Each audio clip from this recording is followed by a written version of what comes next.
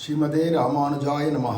श्रीमते रामानुजाय नमः। रामानुजा रामानुजा रामानुजा रामानुजा रामानुजा रामानुजा रामानुजा रामानुजा रामानुजा रामानुजा रामानुजा रामानुजा रामानुजा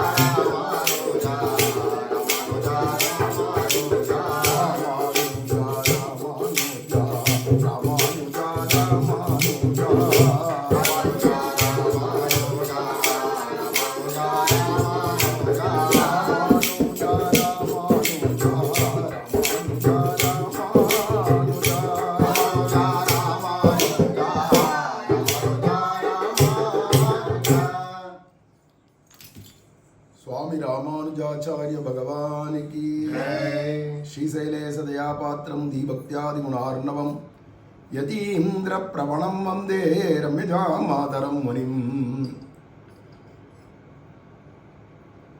கண்ணன் கடலினை நண்ணும் மனமுடையீர் எண்ணும் திருநாமம் திண்ணம் நாரணமே கோலாகலதயா பாத்திரம் மாதுரி ரமணம் பிரபும் பக்த பிரியம் பிரேமிகேந்திரம் ரசிகாச்சாரியமாஸ்ரயே जय प्रेमिकेन्द्र सद्गुरुदेव भगवान की जय।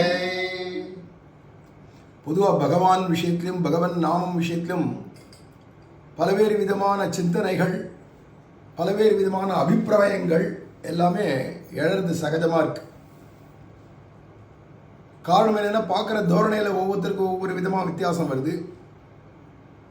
நம்ம ராமானுஜ சம்பிரதாயத்தை தவிர மிச்ச சம்பிரதாயத்திலலாம் நாமம் வேற நாமி வேற இல்லை அப்படின்னு சொல்லுவா. பகவன் நாமம் தான் நாமியா இருக்கு, நாமி தான் நாமமா இருக்கு அப்படின்னு சொல்லுவா.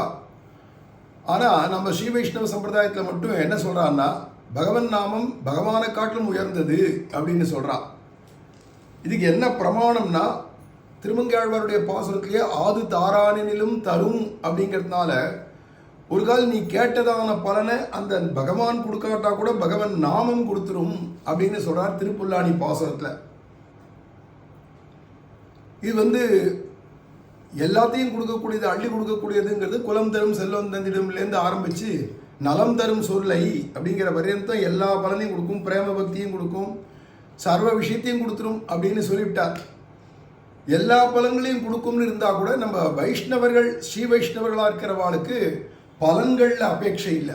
மோட்ச பர்யந்தமான பலன், அதாவது வைகுண்டம் அடையணுன்றதுல கூட அபேட்சை இல்லை. அது எம்பெருமான் இஷ்டம் அப்படின்னு இருந்ததுனால பிரபத்தி சரணாகதி அப்படின்னு வச்ச பின்ன நாம அவளுக்கு எதுக்குடான்னா பொழுதுபோக்கு. தொழில் எனக்கு தொல்லை மால் தன் நாமம் ஏற்ற பொழுது எனக்கு மற்ற அதுவே போதும்னு திருமதி சீப்பிரான் சொல்றது மாதிரி பொழுதுபோக்கு காலக்ஷேபம் இதில் தான் பொழுதுபோக்க முடியும். மூச்சு விடாத ஒருத்தன் எப்படி இருக்க முடியாதோ அது மூச்சு காத்து மாதிரி பகவன் நாமத்தை அது பாட்டுக்கு அனுசந்தானம் பண்ணிட்டே இருக்க கடவுது அப்படின்னு இருக்கு. இது கூட விதி இல்லை, அது சுவாபாவிகமாக வரும். அந்த எம்பெருமான்ட்ட இருக்கிற பிரேமையினாலையும் அவனுடைய காருண்யாதி குணங்களை சிந்தனை பண்ணிச்சே தன்னறியாத அவனுடைய நாமத்தை சொல்றதுக்கு ஆசை வந்துடும். அது நாமம்ன்றது மூணு விதமாகவும் சொல்லலாம். பகவன் நாமத்தை ஜபமாகவும் பண்ணலாம், பகவன் நாமத்தை ஸ்மரணமாக உள்ளே நினைக்கலாம், பகவன் நாமத்தை கீர்த்தனமாகவும் பாடலாம். இதுக்கு ஆழ்வார்களே பல இடங்கள்ல காண்பிச்சு கொடுத்துருக்கா. நாமத்தை சங்கீர்த்தனமாக பாடுறதுங்கிறது தனக்கும் பிரயோஜனம் புறத்தியாருக்கும் பிரயோஜனம் அப்படின்னு இருக்கு. நாம சங்கீர்த்தனம் ஜபமாவோ அல்லது ஸ்மரணமாவோ பண்ணுறது தனக்கு மட்டும் பிரயோஜனம் அப்படின்னு ஆயிடுறது. இப்போ பரந்த உள்ளமாக இருக்கிறவன் எல்லாரும் ஒரு கால் நற்கதியை அல்லது நல்ல பலன்களை அடையணும் அப்படின்னு ஆசைப்பட்டா தான் மனசுக்குள்ளேயே சொல்லிக்கிறத விட்டுட்டு ஜபமாக பண்ணுறதை விட்டுட்டு கீர்த்தனமாக பாடினா பாடிரவன் நாமம் அப்படின்னார் இல்லையா. பாடினோமானா இது எல்லார் காதலையும் போய் விழுந்ததுன்னா யார் யார் காதில் போய் விழுறதோ அவனும் பரம பவித்திரமாயிடுவான். அப்படிங்கிறது தான் என்னாம ஸ்ருதி மாத்திரேன புமான் பவதி நிர்மலஹா அப்படின்னு. அப்போது பகவானுடையதான நாமத்தை சொல்கிறவா எல்லாரும் அவளும் கரையேறா, கேட்குறவாளும் கரையேறா. இன்னும் கேட்டால் இந்த நாமத்தை சொன்னவன் ஏதாவது ஒரு கால் பலனை கொடுக்குறேன்னு கொடுத்தா அவனுக்கு நாமம் சொன்னான் கேட்குறான் அப்படிங்கிறது இல்லாட்டா கூட அவனுக்கும் கூட பலன் கிடைச்சிரும், மோட்சமே கிடைச்சிரும். அப்படிங்கிறதுலாம் நம்பாடுவான் சரித்திரத்தில் கைசிக புராணத்தில் அனுபவிக்கிறோம். அப்படியாக பகவானுடைய நாமம் அப்படிங்கிறது பகவானை காட்டும் உயர்ந்ததுன்னா எந்த விதத்துலன்னா காருண்யத்தில், கருணையில் அதிகமாக இருக்குது. ஏன்னா பகவானுக்கு ரெண்டு பார்வை இருக்கு. ஒன்று கர்ம பலப்பிரதன் அப்படின்ற ஒரு அவஸ்தை அவனுக்கு உண்டு. கர்மாக்கு கூலி கொடுக்க வேண்டியதாக இருக்கிறதுனால கர்மா என்ன இருக்குன்னு பார்த்து அதுக்குரிய பலாபலன்களை கொடுக்க வேண்டியவன் ஒருத்தனாகவும் இருக்கான். மற்றொன்று அதே பகவானுக்கே இன்னொரு விஷயம் என்ன அப்படின்னா கருணாமூர்த்தியாகவும் இருக்கான். கருணையும் பண்ண வேண்டியவனாக இருக்கான். ஆனால் கர்மாவுக்கு கூலி கொடுக்க வேண்டியவனாக இருக்கிறதுனால அவனுடைய காருண்யத்துக்கு சில இடங்களில் சில தடைகள் வருது. கர்மாங்கிறது குறுக்கல் வைக்கிறது ஜீவன் பண்ணுற கர்மா. ஆனால் பகவன் நாமத்துக்கு அது மாதிரி கிடையாது. ஏன்னா அது கர்ம பல பிரதத்துவத்துக்கு முக்கியத்துவம் கிடையாது. அது என்னடா நான் கிருபையினாலேயே கேட்டதெல்லாம் அள்ளி கொடுக்கக்கூடியது. அப்படிங்கிறதுனால பகவானை காட்டிலும் அதுதான் வாட்ச பிரபாவம் போலன்று வாசக பிரபாவம். அவன் தூரஸ்தனானாலும் இது கிட்டி நின்றதவும் திரௌபதிக்கு ஆபத்திலே புடவை சுரந்தது திருநாமவிரே சொல்லும் கிரமமொழியச் சொன்னாலும் தன் சொரூபம் கடனில்லாது. இதுதான் கர்மயோகியிலேருந்து ஆரம்பித்து எல்லா அதிகாரிகளுக்கும் அபேட்சிதம். மேலும் இது குலந்தரும் என்கிறபடியே எல்லா அபேட்சிதங்களையும் கொடுக்கும் அப்படின்லாம் வரிசையாக சூத்திரங்களில் முமுட்சுப்படியில் பள்ளிலோகாச்சாரியர் சாதிக்கிறது போல பகவானை காட்டிலும் பகவன் நாமம் உயர்ந்தது. அதுதான் வாட்ச பிரபாவம் போலன்று வாசக பிரபாவம். வாட்சியம்னா பகவான், வாச்சகம்னா நாமம். அந்த நாமம் பகவானை காட்டிலும் இன்னும் உயர்ந்தது அப்படின்னு தான் அனுபவிக்கிறார். அதில் இப்போ திவ்ய பிரபந்தங்களில் ஆங்காங்கு கிட்டத்தட்ட ஒரு 400 பாசுரங்களில் பகவானுடைய நாமத்தை கீர்த்தனமாக பாடுறதை பற்றியோ ஜபமாக பண்ணுறதை பற்றியோ அல்லது ஸ்மரணமாக பண்ணுறதான பற்றியோ நிறைய இடங்களில் ஆழ்வார்கள் குறிப்பிடுறார். அதில் வியாக்கியானம் பண்ண பெரியவாளும் நாம சங்கீர்த்தனத்துக்கு எவ்வளோ முக்கியத்துவம் கொடுத்துருக்கா அப்படிங்கிறத நம்ம அனுபவிக்கணும்.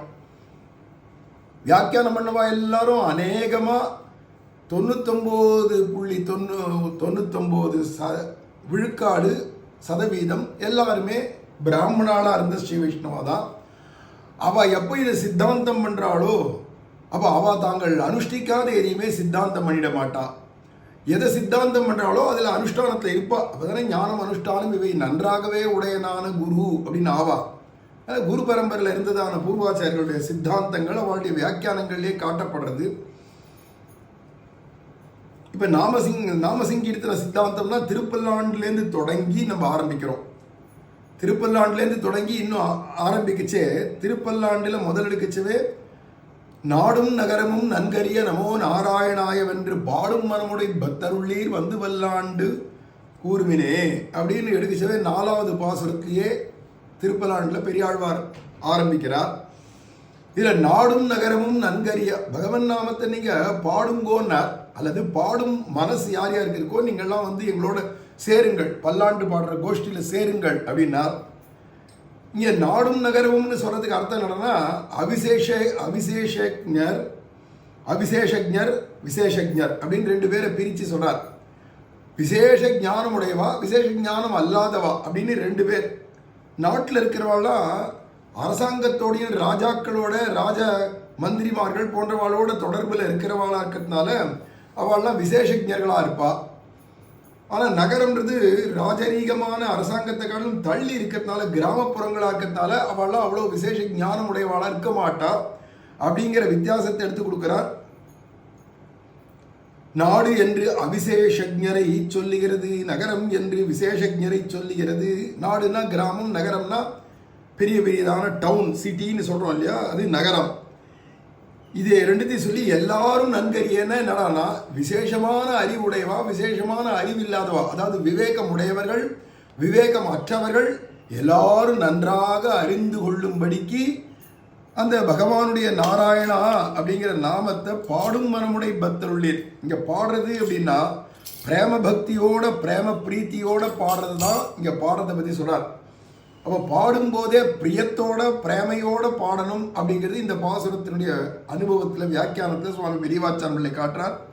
பாடும் மனமுடைய பக்தருள்ளீர் நினைத்திருக்கும் அவ்வளவு போராது. இந்த நாமம் இவ்வளோ உயர்ந்தது அப்படின்னு நினைச்சுட்டு இருந்தால் மட்டும் போராது, அந்த விஷயத்தின் அர்த்தம் தெரிஞ்சால் மட்டும் போராது. பிரீத்திக்கு போக்கு விட்டு பாடுவோம் என்னும் நெஞ்சுண்டாம்படியான பிரேமத்தை உடையீராகில். பிரீத்திக்கு போக்கு விட்டுனா பிரியத்தினால பகவான்கிட்ட இருக்கிற பிரேமை அப்படிங்கிறது அவன் நாமத்தை சொல்லணும் பாடணும் அப்படிங்கிற ஆசை உண்டாகி பிரேமத்தோட அப்பேற்பட்ட பிரேமையோட பாடுற மனசு யார் யாருக்கு இருக்கோ நீங்கள்லாம் எங்கள் கோஷ்டியில் சேர்ந்துக்கோங்கோ அப்படின்னு பெரியாழ்வார் சொல்கிறார், சாதிக்கிறார். இப்போ பகவன் நாமத்தை பிரேமையோட சொல்லணும். அப்படி பிரேமையோட சொல்கிறவா எங்கள் கோஷ்டியில் வாருங்கள்னு கூப்பிட்றாரு இல்லையா. அது அப்போ பெரியாழ்வார் வந்து பஜனை பண்ணுறவராக இருந்துட்டு என் கோஷ்டிக்கு வாங்கோன்னு சொல்லிட்டு அதுவும் பிரேமையோட பஜனை பண்ணுறதுக்கு இஷ்டம் இருந்தால் வாருங்கள்னு வேற கூப்பிட்றார்.